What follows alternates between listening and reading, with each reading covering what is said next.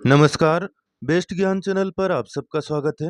रोज की तरह आज के इस वीडियो में हम देखेंगे मध्य प्रदेश और देश की अब तक की दिन भर की बड़ी खबरों का सारांश, डेली न्यूज़, करंट अफेयर्स, सरकारी नौकरी योजना, मौसम और मंडी भाव की जानकारी के लिए बेस्ट ज्ञान चैनल को सब्सक्राइब करें और वीडियो को पूरा देखिए ताकि पूरी जानकारी आपको मिल पाएगी। मौसम विभाग भोपाल ने अगले 5 दिनों के दौरान प्रदेश के 21 जिलों में बारिश का अलर्ट जारी किया है। प्रधानमंत्री आवास योजना और पीएम किसान सम्मान निधि योजना पर बड़ी खबर आगे देखेंगे। सबसे पहले बात कर लेते हैं हाल ही में कैबिनेट ने जो 2 बड़ी परियोजनाओं को मंजूरी दी है उस पर। प्रधानमंत्री राष्ट्रीय कृषि विकास योजना यानी कि PMRKVY और कृषोन्नति योजना KY, इन दोनों योजनाओं को 3 अक्टूबर को केंद्रीय कैबिनेट ने मंजूरी दी है। कैबिनेट ने कृषि और किसान कल्याण मंत्रालय के अंतर्गत संचालित सभी केंद्रीय प्रायोजित योजनाओं CSS के युक्तिकरण को 2 समग्र योजनाओं के रूप में मंजूरी दी है। PMRKVY सतत कृषि को बढ़ावा देगा, जबकि KY खाद्य सुरक्षा और कृषि आत्मनिर्भरता पर ध्यान केंद्रित करेगा। इसमें कुल प्रस्तावित व्यय है 1,01,321 करोड़ रुपए। राज्यों को उनकी विशिष्ट आवश्यकता के आधार पर एक घटक से दूसरे घटक में धनराशि को फिर से आवंटित करने का लचीलापन इसमें दिया गया है।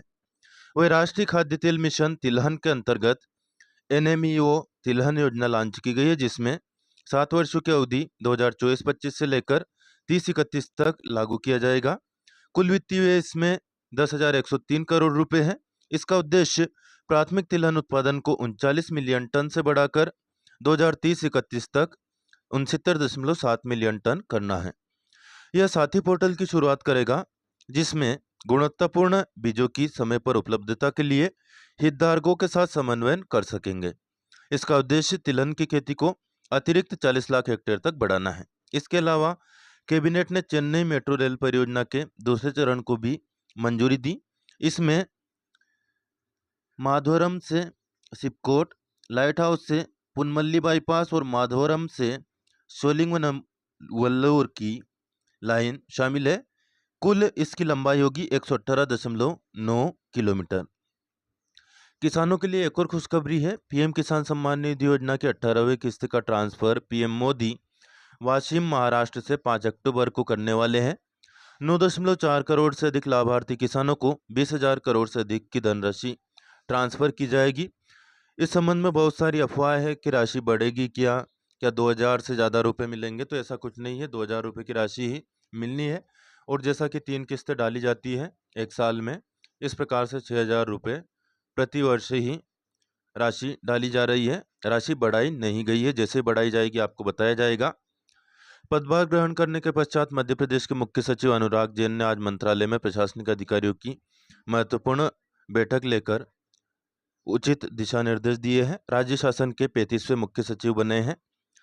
1989 बैच के भारतीय प्रशासनिक सेवा के अधिकारी है श्री अनुराग जैन। तो इन्होंने 3 अक्टूबर को मंत्रालय में पदभार ग्रहण कर लिया है। बात करें मौसम की, वर्तमान में दक्षिण पश्चिम मानसून आपसी की रेखा 30.8 डिग्री उत्तरी अक्षांश, 21.2 डिग्री पूर्वी देशांतर, लखीमपुर खीरी, शिवपुरी, कोटा, उदयपुर, दीसा, सुरेंद्रनगर, जूनागढ़ और 21 डिग्री उत्तरी अक्षांश, 70 डिग्री पूर्वी देशांतर से होकर गुजर रही है। अगले 2-3 दिनों में पूर्वी राजस्थान, पश्चिमी उत्तर प्रदेश, मध्य प्रदेश, महाराष्ट्र और गुजरात के कुछ भागों से दक्षिण पश्चिम मानसून वापसी की संभावना है। दक्षिण पूर्वी बांग्लादेश और उससे लगे क्षेत्रों के ऊपर मध्य समुद्र तल से 5.8 किलोमीटर की ऊंचाई पर चक्रवाती परिसंचरण सक्रिय है। इसके प्रभाव में दिनांक 4 अक्टूबर को उत्तरी बंगाल की खाड़ी में निम्न दाब क्षेत्र निर्मित होने की संभावना है। तो बंगाल की खाड़ी में एक और निम्न दाब क्षेत्र बन रहा है। पूर्वोत्तर बिहार और दक्षिण पूर्वी बांग्लादेश और उससे लगे क्षेत्रों के ऊपर स्थित चक्रवाती परिसंचरण से गुजरते हुए उत्तरी अंडमान सागर तक मध्य समुद्र तल से 900 मीटर की ऊंचाई पर ट्रफ विस्तृत है। लक्षद्वीप और उससे लगे क्षेत्रों के ऊपर मध्य समुद्र तल से 4.5 किलोमीटर की ऊंचाई पर चक्रवाती परिसंचरण सक्रिय है। आज नर्मदापुरम, बैतूल, हरदा, खरगोन, बड़वानी, छिंदवाड़ा और पांडुर्णा जिलों में कहीं कहीं पर वर्षा या गरज चमक के साथ बौछारें गिर सकती है। अगले 2 दिनों के दौरान भी लगभग ऐसा ही मौसम बना रहेगा। कृषकों के लिए विशेष सलाह है। पूर्वी और मध्य प्रदेश के अधिकांश स्थानों पर भारी से अति भारी वर्षा होने की संभावना के मद्देनजर किसानों को सलाह दी गई है कि खरीफ फसलों, बगीचों, सब्जियों और कपास, मक्का और सब्जियों की नर्सरी से जल निकासी की व्यवस्था करें। खुले मौसम की स्थिति तक शाकनाशी और नाइट्रोजन उर्वरकों के प्रयोग को स्थगित कर दे। धान की रोपाई का इंतजार कर रहे सभी किसान खुले खेतों में काम करते समय बिजली गिरने से होने वाली जान माल की उचित सुरक्षा के साथ धान की रोपाई के कार्य को पूरा कर सकते हैं।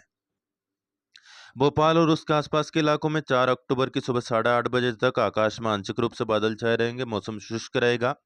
10-12 किलोमीटर प्रति घंटा की रफ्तार से हवा चलने, अधिकतम तापमान 35 डिग्री, न्यूनतम 25 डिग्री सेल्सियस के आसपास रहने का अनुमान है।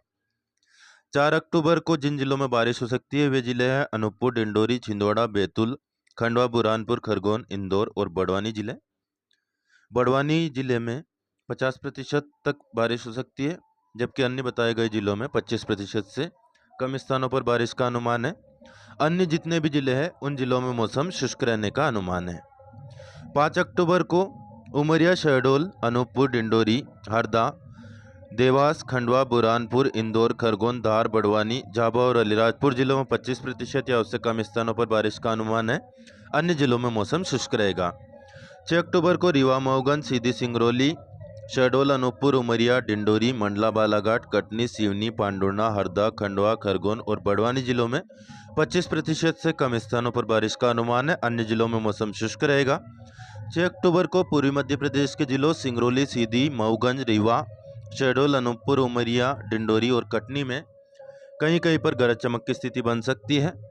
7 अक्टूबर को रीवा, मऊगंज, सीधी, सिंगरौली में 25 से 50% स्थानों पर बारिश का अनुमान है।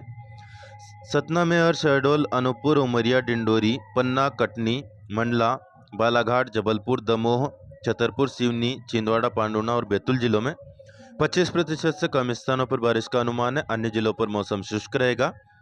7 अक्टूबर को सिंगरौली, सीधी, मऊगंज, रीवा, सतना, कटनी, उमरिया, डिंडोरी, अनूपपुर और शहडोल जिले में गरज चमक की स्थिति बन सकती है। अन्य जिलों में किसी प्रकार की चेतावनी जारी नहीं की गई है। नवरात्रि चल रही है। देवी दुर्गा की पूजा का 9 दिवसीय त्योहार नवरात्रि धार्मिक उत्साह के साथ शुरू हो गया है। नवरात्रि के दौरान देवी दुर्गा के 9 रूपों की पूजा की जाती है। पहले दिन की बात करें, पहले दिन देवी दुर्गा को शैलपुत्री के रूप में पूजा गया। आज दूसरा दिन है। प्रथमम शैलपुत्री, द्वितीय ब्रह्मचारिणी। तो आज ब्रह्मचारिणी देवी की पूजा होगी। विभिन्न स्थानों से हमने ये तस्वीरें जुटाई है। आप कमेंट करके बताइए आपके क्षेत्र की देवी का भी इसमें फोटो हो तो। बात करें ताज़ा मंडी भाव की। 3 अक्टूबर को राजगढ़ जिले की नरसिंहगढ़ मंडी में गेहूं का अधिकतम भाव 2965, औसत 2665। चना अधिकतम 6950, औसत 6600। सोयाबीन अधिकतम 4690, औसत 4385। सरसों अधिकतम 5875, औसत भी यही भाव रहा। मसूर अधिकतम 6175, औसत 5800। धनिया अधिकतम 6850, औसत 5850। लहसुन अधिकतम 27600, औसत 20200 और प्याज का भाव रहा अधिकतम 4310, औसत 3450 रुपये प्रति क्विंटल। छिंदवाड़ा मंडी में मक्का का अधिकतम भाव 2730, गेहूँ 3151, सोयाबीन 4361, चना 6891 और मूंग 7503 रुपये प्रति क्विंटल। बैतूल मंडी में सोयाबीन पीला 4600, चना 6690, मक्का 2500, गेहूँ 2900, सरसों 5730, मूंग 7300 और उड़द 7000 रुपये प्रति क्विंटल का भाव रहा। वहीं बात करें ब्यावरा मंडी की, ये 1 अक्टूबर के भाव है, आप यहाँ पर देख सकते हैं। 3 अक्टूबर से करेडी उप मंडी में नीलामी शुरू हो गई है। अपनी फसल मंडी प्रांगण के बाहर न बेचें, मंडी में अपनी फसल लाएं, जिससे कि आपकी फसल का जो है उचित दाम मिल सके। जिन व्यापारियों ने अभी तक लाइसेंस नहीं बनवाया है वो अपना लाइसेंस बनवा लें, नहीं तो उनके खिलाफ मंडी अधिनियम के तहत कार्रवाई की जाएगी। मंडी सचिव खुजनेर की ओर से यह जानकारी साझा की गई है। पीएम आवास योजना का नया सर्वे इस हफ्ते शुरू होगा। शिवराज सिंह चौहान ने कहा कि 2 पहिया वाहन, मोबाइल, 15,000 की आमदनी पर भी आवास मिलेंगे। तो ये बड़ी खबर है। मुख्यमंत्री निवास में सोमवार को केंद्रीय कृषि और ग्रामीण विकास मंत्री शिवराज सिंह चौहान ने मुख्यमंत्री डॉक्टर मोहन यादव से मुलाकात की थी। अक्टूबर के पहले हफ्ते से नए सिरे से पीएम आवास योजना का सर्वे शुरू होगा। इसके लिए केंद्र सरकार ने अपात्रता की जो 4 शर्तें थी वो हटा दी गई है। अब मोटरसाइकिल, फोन और 10,000 की आमदनी रखने वाले लोगों को भी योजना में आवास मिल सकेंगे। साथ ही किसानों को भी इस योजना का लाभ देने के लिए शर्तों में रियायत दी गई है। 2018 में जो आवास प्लस का सर्वे शुरू हुआ था, अब अगले महीने फिर सर्वे शुरू होगा, जिसमें जो लोग पात्रता की श्रेणी से बाहर थे उन्हें भी पीएम आवास मिलने का मार्ग प्रशस्त हो जाएगा। तो अब बड़ा ही जो इसमें संशोधन किया गया है आपने देखा। इसके अलावा खाद्य तेल चावल में किसानों को फायदा होगा। शिवराज सरकार ने कहा कि पाम ऑयल से इंपोर्ट ड्यूटी 0 की है, इससे बाहर के देशों से सस्ता तेल आता था। सोयाबीन के दाम कम हो गए हैं, अब 27.5% इम्पोर्ट ड्यूटी तय की है, जिससे भारत के बाहर से आने वाला तेल सस्ता ना आए और इसके कारण ऑयल सीड, सोयाबीन, सरसों, मूंगफली के दाम किसानों को ठीक मिले। अब इससे देश के किसानों को तेल की अच्छी कीमत मिल सकेगी। सरसों मूंगफली पर अच्छी कीमत मिले, इसलिए भी यह फैसला किया गया है। पहले जिनकी आमदनी 10,000 से ज़्यादा हो तो पीएम आवास नहीं देते थे, अब लखपति दीदी बना रहे हैं, इसलिए तय किया गया है कि 15,000 तक आमदनी पर भी इसका लाभ मिलेगा। पहले अगर किसी के पास फ़ोन है तो पीएम आवास की पात्रता नहीं थी, अब फ़ोन है तो भी लाभ मिल सकेगा। यह भी तय हुआ कि अगर किसी किसान के पास 2.5 एकड़ तक सिंचित और 5 एकड़ तक असिंचित जमीन हो तो पीएम आवास योजना का लाभ उनको भी मिल सकेगा। तो अधिकतम लाभ किस प्रकार से मिले, इस संबंध में चर्चा की गई है। वही लाडली बहन योजना अलग अलग नाम से विभिन्न राज्यों में चालू हो रही है, इस पर भी चर्चा हुई है। पीएम जनधन योजना में एमपी में 311 सड़कें बनेगी, इसको भी मंजूरी दी गई है। सोयाबीन को एमएसपी पर खरीदने का फैसला किया है। मसूर, उड़द, तुअर जैसी दालें भी एमएसपी पर खरीदी जाएगी। इसके लिए यदि वास्तव में सरकार किसानों को वास्तविक लाभ देना चाहती है तो क्वालिटी और गुणवत्ता की जो नियम बना रखे हैं उसमें सरकार को कुछ संशोधन करना होगा, क्योंकि जो आसामिक बारिश हुई है उसके कारण से ज़्यादातर सोयाबीन की फसल खराब हुई है और उसकी गुणवत्ता भी खराब हुई है। ऐसे में कम गुणवत्ता की जो सोयाबीन है वह भी यदि सरकार खरीदने का फैसला करेगी तभी किसानों को इसका उचित लाभ मिल पाएगा। और सरकार को चाहिए कि जल्द से जल्द किसानों की सोयाबीन की खरीदी की शुरुआत की जाए, क्योंकि अब रबी की जो फसलें हैं वह बुआई होनी है, मजदूरों को पैसा देना है, मशीन का पैसा देना है, हार्वेस्टर का पैसा देना है।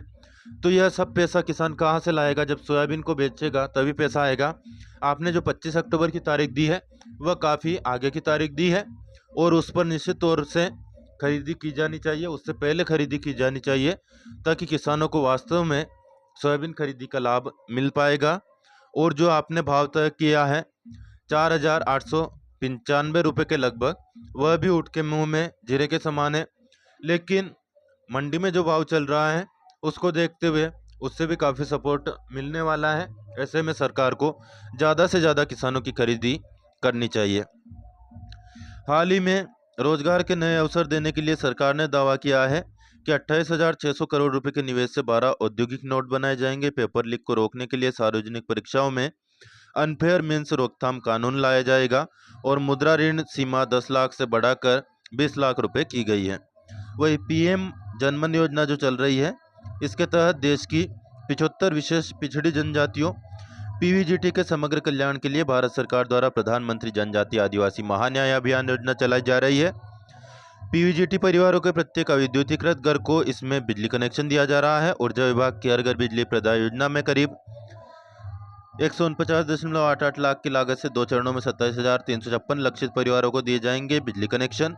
प्रदेश की 3 विशेष पीढ़ी जनजातियों के विकास के लिए इस वर्ष के सालाना बजट में मध्य प्रदेश सरकार ने 100 करोड़ का प्रावधान किया है। इजरायली डिफेंस फोर्सेस आईडीएफ ने पुष्टि की है कि देश पर ईरान के मिसाइल हमले में उसके कुछ हवाई अड्डों को निशाना बनाया गया है, लेकिन कोई बड़ी क्षति इससे नहीं हुई है। इजरायल की सेना ने कहा कि उसकी वायुसेना का अभियान लगातार जारी रहेगा। इजरायल ने यूनाइटेड नेशन के जो सेक्रेटरी है जनरल एंटोनियो गुटेरस, इनका देश में प्रवेश प्रतिबंधित कर दिया है और इनको अवांछित व्यक्ति घोषित किया है। मध्य प्रदेश शासन स्कूल शिक्षा विभाग और मध्य प्रदेश शासन जनजाति कार्य विभाग द्वारा प्राथमिक शिक्षक के लिए संयुक्त पात्रता परीक्षा का आयोजन किया जाएगा, जिसके लिए 15 अक्टूबर तक आप फॉर्म भर सकते हैं। समय सारणी यहाँ पर दी हुई है। 20 अक्टूबर तक संशोधन कर पाएंगे। परीक्षा होगी 10 नवंबर से शुरू। आजीवन इसकी वैधता रहेगी। परीक्षा शहर की जानकारी दी गई है। अधिक जानकारी के लिए www.esb.mponline.gov.in पर आप जा सकते हैं। फीस रहेगी अनारक्षित अभ्यर्थियों के लिए 500, आरक्षित के लिए 250, 60 रुपये पोर्टल शुल्क रहेगा और स्वयं आप फॉर्म भर सकते हैं 20 रुपये पोर्टल शुल्क दे करके। शासकीय पॉलिटेक्निक कॉलेज राजगढ़ में प्रवेश चल रहे हैं। 10वीं पास के लिए संस्था स्तर की काउंसलिंग चल रही है। 8 अक्टूबर तक ऑनलाइन रजिस्ट्रेशन हो रहे हैं। 7 अक्टूबर को दस्तावेज सत्यापन होगा। 8 अक्टूबर को भी सत्यापन होगा सीट रिक्त होने की स्थिति में। बहुत सारी सुविधाएं इसमें दी जा रही है। छात्रवृत्ति योजना भी है, खेल की सुविधा है, प्रयोगशाला है, CCTV युक्त परिसर है। इसके लिए पात्रता यह है कि 10वीं पास और मध्य प्रदेश का मूल निवासी होना चाहिए। Civil engineering, chemical engineering, electronics, telecommunication engineering और मैकेनिकल इंजीनियरिंग में आप प्रवेश ले सकते हैं। ICC महिला T20 विश्व कप की घोषणा हो चुकी है। नवा संस्करण शारजाह में शुरू हुआ है। शुरुआती मैच में बांग्लादेश का मुकाबला पहली बार मैदान में उतरने वाली टीम स्कॉटलैंड से रखा गया था।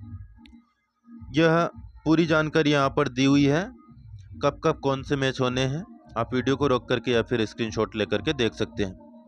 डेली न्यूज़, करंट अफेयर्स, सरकारी योजना, मौसम और मंडी भाव की जानकारी के लिए बेस्ट ज्ञान चैनल को सब्सक्राइब करना बिल्कुल ना भूलें। ऑलरेडी सब्सक्राइब कर चुके हो यानी कि सदस्यता ले चुके हो तो बेल आइकन यानी कि घंटी का बटन प्रेस कर देना ताकि आपको नोटिफिकेशन मिलना स्टार्ट हो जाएगा। कोई प्रश्न या सुझाव कमेंट करके पूछ या बता सकते हैं।